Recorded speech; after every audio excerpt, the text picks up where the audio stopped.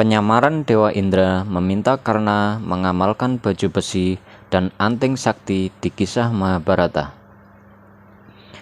Karna memiliki baju besi dan anting yang diberikan Dewa Surya sejak saat ia lahir. Namun, dua kesaktian itu diminta Dewa Indra dengan menyamar sebagai Brahmana. Dalam kisah Mahabharata, baju besi dan anting milik Karna diberikan Dewa Surya saat ia lahir. Pelindung membuat Karna tumbuh menjadi ksatria yang tangguh tanpa tanding. Kesaktian Karna dengan memiliki baju besi dan anting membuatnya kebal dan tak ada senjata apapun yang dapat melukai atau menembus dadanya.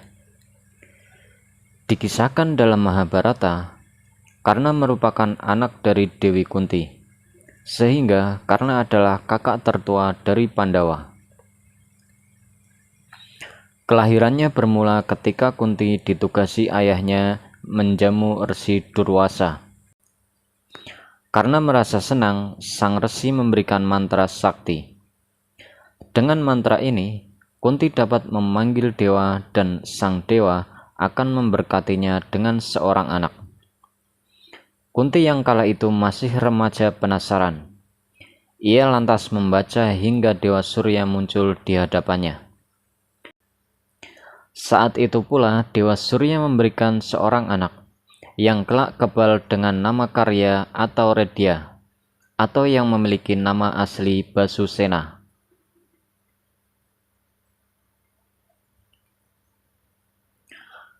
Karena khawatir menimbulkan fitnah, Kunti membuang Karna di Sungai Aswa dalam sebuah keranjang.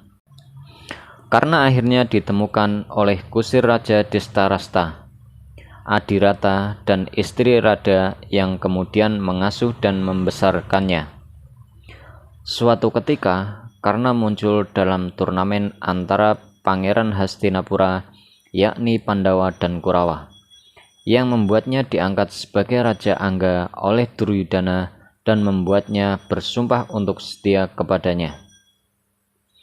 Dan atas sumpah itu, Karna yang meskipun adalah kakak tertua Pandawa, pada perang Kurusetra atau Baratayuda akan menjadi bagian dari Kurawa.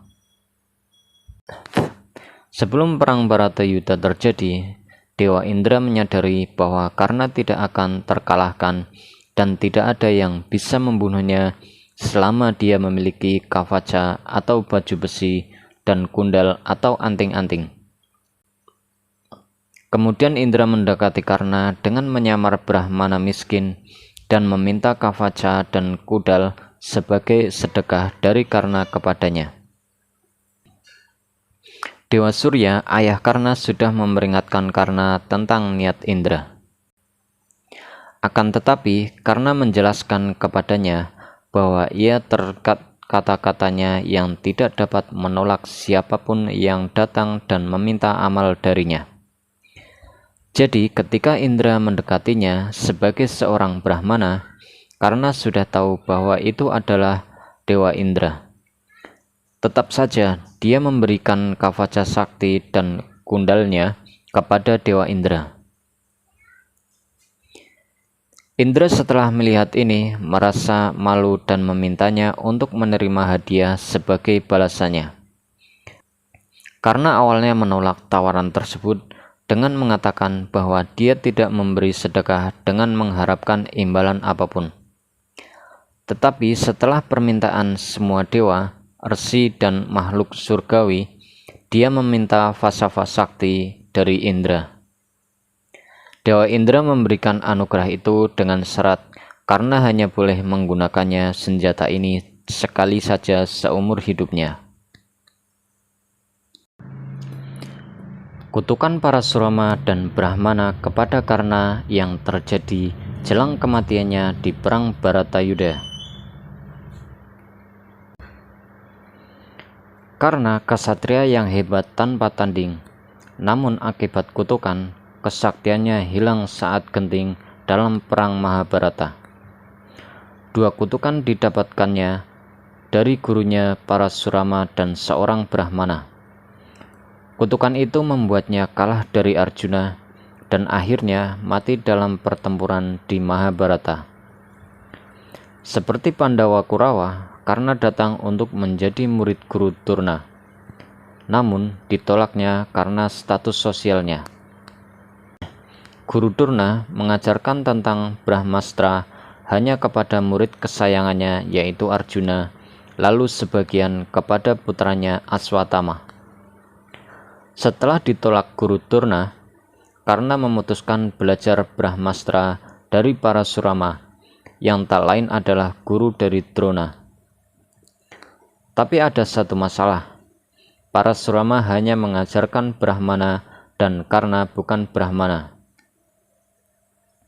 Karna pun menampilkan dirinya di hadapan Parasurama sebagai seorang Brahmana tanpa mengungkapkan identitas aslinya. Parasurama akhirnya menerimanya sebagai murid. Dia melatihnya sampai Karna setara dengan dirinya dalam seni perang dan memanah. Dia juga mengajarinya tentang Brahmastra dengan penuh. Suatu hari setelah pelatihan, Karna menawarkan pangkuan kepada gurunya untuk beristirahat dan tidur siang. Saat gurunya tidur, seekor cacing mengerikan menembus pahanya dengan giginya. Namun, saat mengalami kesakitan luar biasa, Karna tidak bergerak karena tidak ingin mengganggu gurunya. Pahanya tertusuk hingga darah keluar dari pahanya. Ketika Parasurama bangun, ia melihat darah keluar dari luka Karna. Dan dia akhirnya mengetahui bahwa Karna bukan seorang Brahmana. Sebab seorang Brahmana tidak mampu menanggung rasa sakit begitu lama.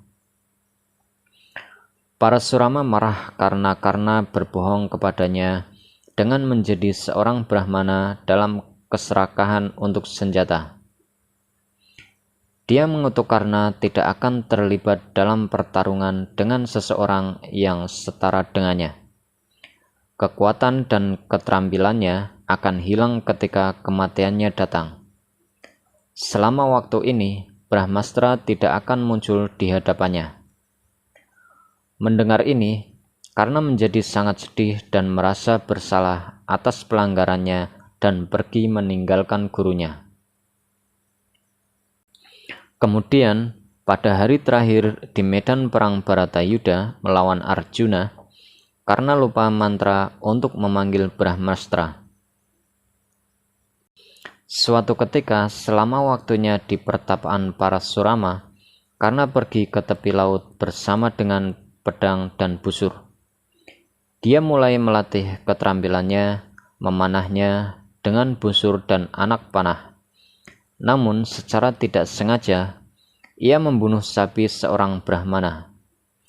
Brahmana menjadi marah. Dia mengutuknya akan terbunuh oleh musuhnya ketika perhatiannya dialihkan di tengah pertempuran. Kutukan itu kemudian terjadi. Selama pertempurannya dengan Arjuna, roda kereta Karna terperosok dalam lubang. Ketika ia sedang sibuk mengeluarkan roda kereta dari lumpur, selama waktu ini Karna dipanah Arjuna atas saran dari Krishna.